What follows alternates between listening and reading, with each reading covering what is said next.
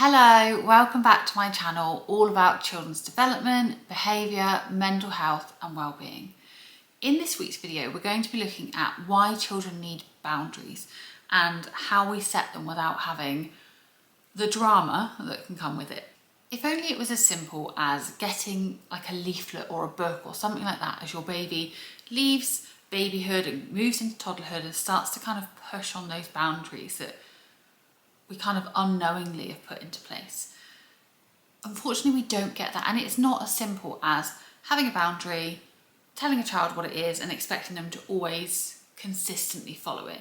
Those boundaries might change as your child grows, or you might feel that you want to change the boundaries up. Even if that's not the case, expecting a child to hear it once and then do it consistently, it's just not very likely. But we can make things easier for our children and easier for ourselves. Oh, also, only great parents actually watch the videos on this channel, and all of the tips in this video are designed to be helpful for you, not to make you feel bad. The strategies I'm going to share won't necessarily fix things overnight, and I also can't promise you that it's not going to take a little bit of hard work from you, but it is worth it. Things can and will be easier if you start to implement these things as soon as you can. So let's talk about the importance of having boundaries and why our children need them for their development. Now, the first thing to note is that emotions are the driving force behind behaviour. It's why last night I decided to stay up and watch TV rather than going to bed and getting an early night. As humans, we want things to be easy. It's why we scroll our phones rather than going to the gym. We just want ease, and our children aren't exempt from this. Our brains are designed to feel and then think. So we have that emotion, we act, and then we think about it afterwards. Now, as an adult, our rational part of our brain kicks in and will either make us feel guilty for scrolling our phones or will stop us from doing it. Our children don't have access to that consistently yet, and very often they will feel and they will act, and the thinking doesn't necessarily come. Our brains will also do the thing that gets the immediate result. So if a child is feeling frustrated, they might kick out to stop the behaviour that they're not feeling comfortable with.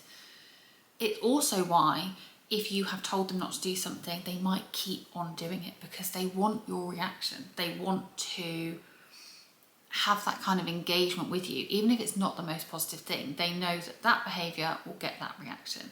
Now, sometimes we can praise the good and ignore the bad. We can say, I'm really impressed with the way that you were really helpful in the shop today, rather than saying, why are you always kicking? Stop kicking. You never behave in the shop. It's so annoying. There is an element of that, but if that worked all the time, that's all we'd ever need to do, right? In last week's video, I talked about how our children's brains need to feel safe, and you can go back to have a look at that and come back to this one if you want to. But ultimately, that video and what I'm going to share with you today explains why children need clear and consistent boundaries. It helps them to feel safe, it helps them to behave, but it also helps us too. If you have clear and consistent boundaries for your children and they then follow them, you're less likely to be frustrated, you're less likely to shout, and you're less likely to then feel guilty and kind of go in that loop. If you have consistent boundaries in your home, they will benefit your children and they will benefit you. It's perfect for everyone. So how do we actually go about setting those boundaries or picking what our boundaries are without any drama? The first question I have for you is, what are the rules in your house?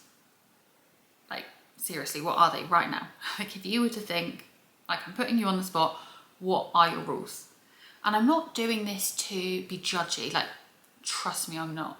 I've got it wrong with behaviour before and I'll tell you about that. But the reason I'm asking is because you as the adult need to be really clear on what your rules are, and you need to be so clear that your children are clear, and your children need to be so clear that the grandparents are clear, or whoever is helping to look after them if you have that.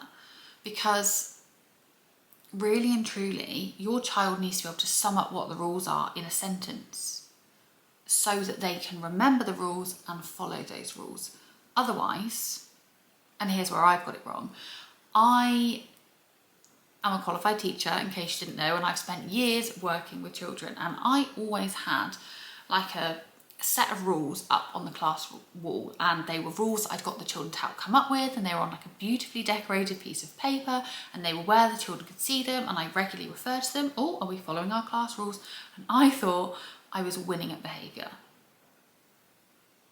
But it didn't work. It did not improve or help the children with their behaviour in the long run.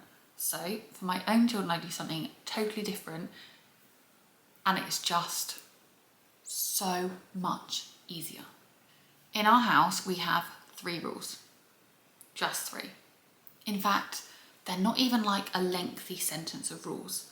Our 3 rules are 3 words, and our 3 words, you don't have to have the same, are kind and calm and safe.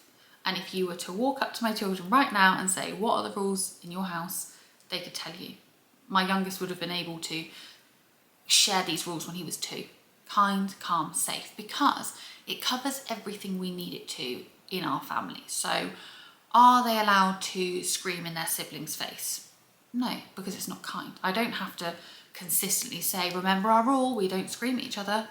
We just say, is that kind?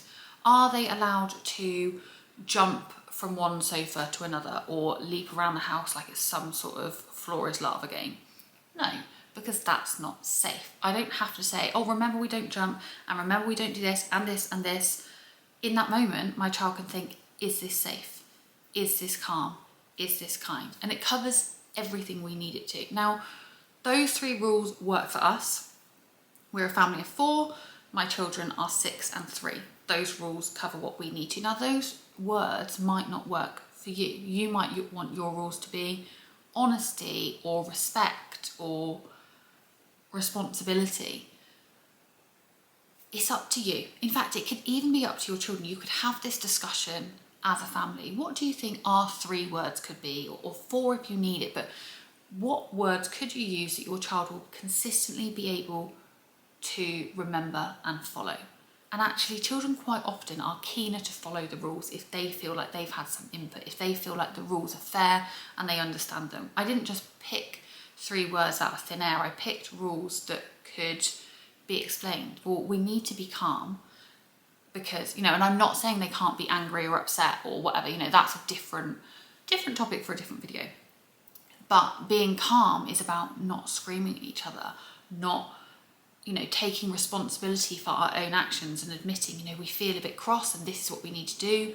There's a reason behind all of our rules. We need to be safe because we don't want bumped heads and, damage, quite frankly. So you can pick whichever 3 rules work for you. So what happens once you've got your 3 rules? What do you do next? You need to be consistent with them. Words mean nothing if there is no action behind them. I could have really easily come up with kind, calm and safe, never mentioned it again. But those 3 rules have become kind of part of our family like mantra or family charter.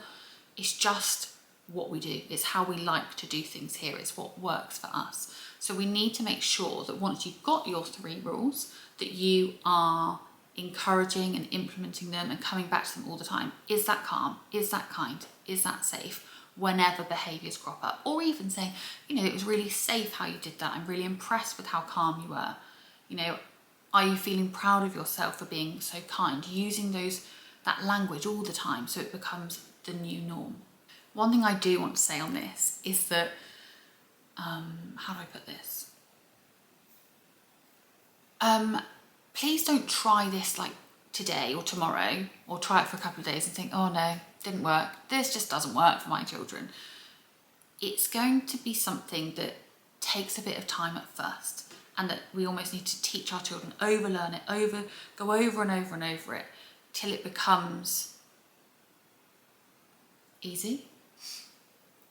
I guess what I'm trying to say is everything needs a bit of practice from you as much as from them. Because you might find, and I find this, that sometimes my children will almost correct my behaviour because it's just a given that we're kind. So if I snap, they know that that's not the right way to behave, and of course I'll apologise and Again, another video for another time. I think I've actually got a video about stopping shouting, but what I'm trying to say is you can have your rules, you can have your boundaries, and there are always going to be times where things crop up, and that's okay, but keep coming back to it. So in summary, our children need boundaries and consistency, and it's okay to do that. We need to do that as parents. It's okay if it's not easy straight away and it takes time to embed, but see where you are in a month, 3 months, 6 months. Just give it a bit of time. And you know, if your words don't work, you can change them, not really quickly, give it some proper time, but see how your rules, your boundaries fit for you, and yeah, good luck with embracing them and putting them in place without the drama. I will see you next Friday for next week's video. Have a good week.